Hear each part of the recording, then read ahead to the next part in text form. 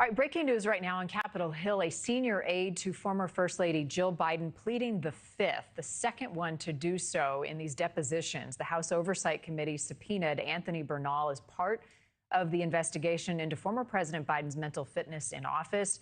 He refused, however, this morning to answer questions. Bernal served as senior advisor to First Lady Jill Biden, worked for the Biden family for more than a decade. He also worked for President Clinton and Vice President Al Gore.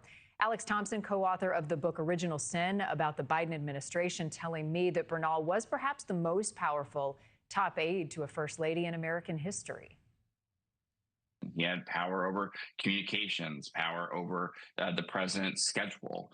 He sees his role as the ultimate defender and also the ultimate enforcer of whatever the first lady's wishes are. He sees himself as perhaps the most loyal aide to Biden's, and was able to rationalize at times behavior that his colleagues found offensive because he always saw himself as doing it on behalf of his principles.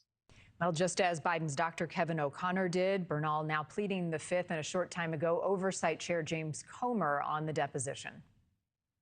Well, unfortunately, that was quick.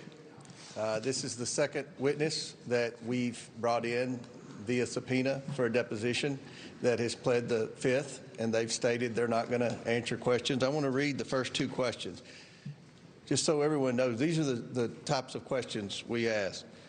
Was Joe Biden fit to exercise the duties of the president? He pled the fifth. Second question, did any unelected official or family member execute the duties of the presidency? Now, this is Jill Biden's chief of staff. Did any unelected officials or family members ever execute the duties of the presidency? Simple question. He knew he was going to be asked that. Everybody in America wants to know that. He pled the fifth. Joining us now, Alexander Bolton, senior staff writer for our partners at The Hill. So, Alex, ultimately, you have to ask, what is the goal of these depositions if each one that comes in to testify pleads the fifth and we get nowhere? Well, I think the goal is to lay out the political case that Republicans have for months or even years at this point, that there is a cover-up, there was a cover-up at the Biden White House to hide the president's cognitive and physical decline. And so that seems to be what Comer is saying right there to reporters, that these are very simple questions. Was the president fit to exercise the duties of the president?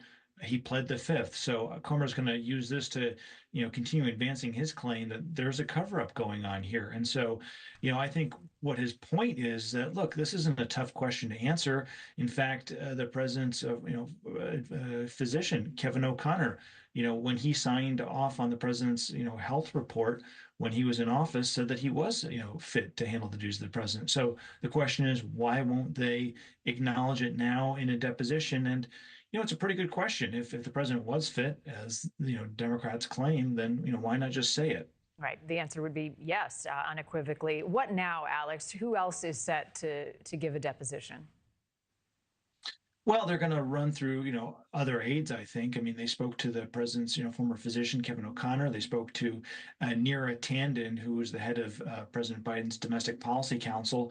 What's interesting is she made a point when she spoke to reporters after the deposition that she answered every question.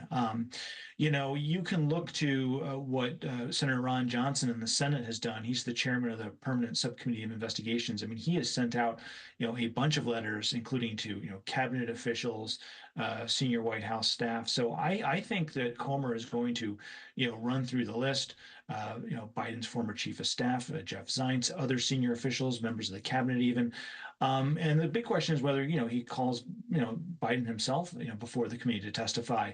So, I mean, it's a target-rich environment, but I think the answer is going to continue to be the same, which is, even if former Biden officials are subpoenaed, they're not going to answer questions because I think from their standpoint, they're not trying to cover anything up. They would tell you what they just don't want to, play this game, and they think it's a very politicized, partisan game, and they feel that Comer and Republicans, already have their minds made up that Biden was, compromised physically, mentally, and they're just looking to play partisan games. They don't want any part of it. Yeah. Thank you for watching. Subscribe below and download our News Nation app right now on your phone, and you will get fact-based, unbiased news for all Americans.